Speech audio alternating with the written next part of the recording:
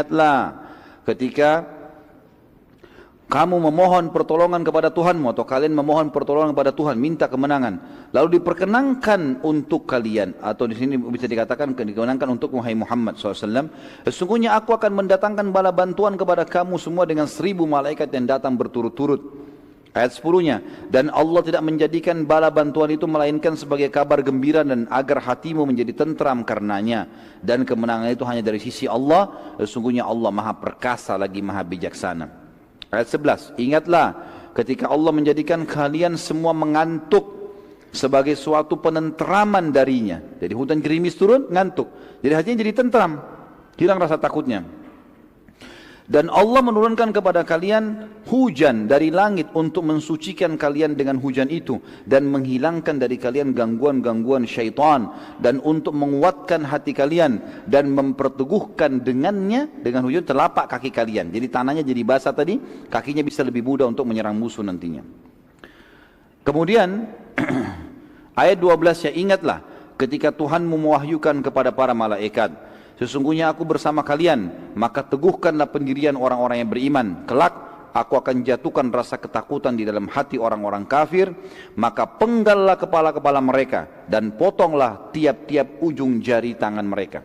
Jadi perintah Allah kepada malaikat. Nanti kan kita pelajari setelah perang Badar bagaimana Nabi SAW mengatakan, maukah kalian tahu mana korban kalian, mana korban malaikat? Maka para sahabat mengatakan, iya Rasulullah. Kata Nabi SAW, kalau kalian temukan di bekas tebasan leher ada bakar, luka bakar dan jari-jari terputus, itu adalah korban malaikat. Karena Allah menyuruh itu, menyuruh malaikat penggal leher-leher mereka dan potong jari-jari mereka. Ayat 12 Al-Anfal. Ayat 13-nya, ketentuan demikian itu adalah karena sungguhnya mereka menentang Allah dan Rasulnya, dan barang siapa yang menentang Allah dan Rasulnya maka sungguhnya Allah amat keras siksaannya. Ayat 14, itulah hukum untuk mereka di dunia, dan maka rasakanlah hukuman itu bagi orang kafir. Sungguhnya bagi orang-orang kafir itu masih ada azab di akhirat nanti. Pada saat itu tiba-tiba beliau terkaget. Baru beberapa saat, berapa detik kalau kita sekarang terbangun. Lalu beliau tersenyum. Dan Abu Bakar pun bertanya, wahai Rasulullah, kenapa anda tersenyum? Kata Nabi SAW, bergembiralah wahai Abu Bakar. Abu Bakar berkata, apa berita gembira itu ya Rasulullah? Abu Bakar bertanya, apa berita gembira itu ya Rasulullah? Kata Nabi SAW, ini Jibril telah datang dengan menunggangi kuda putih dan bersamanya 1000 malaikat. Quraisy jumlahnya 1000 kurang. Ya, sekarang malaikat datang, kalau malaikat saja lawan sudah cukup, gitu kan? Belum pernah teman-teman sekalian, kata ahli sejarah, malaikat terlibat dalam peperangan kecuali perang Badar. Ini pendapat yang paling kuat. Peperangan yang lainnya Allah SWT tidak turunkan lagi bantuan malaikat, tapi mereka hadir menyaksikan, iya. Tapi ikut berperang tidak pernah kecuali di Badar.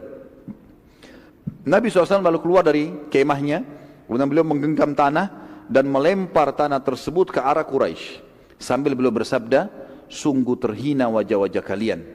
Beberapa sahabat yang pada saat itu di perang Badar masih dalam keadaan kafir berkata, demi Allah, waktu Nabi SAW melempar tanah itu kami menyaksikannya. Dari pasukan kafir kami menyaksikan. Mereka masih kafir, nanti masuk Islam. Dan tidak seorang pun di antara kami kecuali kena matanya debu itu. Lemparan pasir, padahal cuma segenggam ya. Ratusan orang ini semuanya kena dengan itu. Pelemparan tanah tersebut Allah ceritakan dalam Al-Quran. Kembali surah Al-Anfal ayat 17 sampai 18. A'udzu billahi minasyaitonir rajim. Falam taqtuluhum walakinnallaha qatalahum wa ma ramaita idz ramaita walakinnallaha rama waliyubliyal mu'minina minhu bala'an hasana innallaha sami'un alim. Dzalikum wa annallaha muhinu kaidil kafirin. Maka yang sebenarnya adalah bukan kamu yang membunuh mereka hai Muhammad, bukan pasukan yang membunuh orang-orang Quraisy, akan tapi Allah lah yang telah membunuh mereka. Dan bukan kamu yang melempar pada saat kau sedang melempar, tapi Allah lah yang telah melempar tanah itu sehingga menyebar ke mata pasukan Quraisy. Allah berbuat demikian untuk membinasakan mereka dan untuk memberi kemenangan kepada orang-orang mukmin dengan kemenangan yang sempurna. Sesungguhnya Allah maha mendengar lagi maha mengetahui. Itu ayat 17. Ayat 18-nya, itulah karunia Allah yang dilimpahkan kepada kalian dan sungguhnya Allah melemahkan tipu daya orang-orang kafir. Allah Subhanahu wa taala juga menceritakan teman-teman sekalian tentang kejadian ini dalam surah Al-Anfal ayat 9 dan ayat 10 ya. A'udzu billahi minasyaitonir rajim, tentang kedatangan malaikat yang 1000 itu ya. إذ تستغيثون ربكم فاستجاب لكم أني ممدكم بألف من الملائكة مردفين وما جعله الله إلا بشرى ولتطمئن به قلوبكم وما النصر إلا من عند الله إن الله عزيز حكيم. Ingatlah ketika kamu memohon hai Muhammad kepada Tuhanmu pertolongan, lalu Allah perkenankan bagimu, sesungguhnya aku akan mendatangkan bala bantuan kepada kamu hai Muhammad dan pasukanmu 1000 malaikat yang turun atau datang berturut-turut, maksudnya bersamaan. Yang ayat 10-nya, dan Allah tidak menjadikan mengirim bala bantuan tersebut melainkan sebagai kabar gembira dan agar hatimu menjadi tentram karenanya, dan kemenangan itu hanyalah dari sisi Allah, sesungguhnya Allah Maha Perkasa lagi Maha Bijaksana.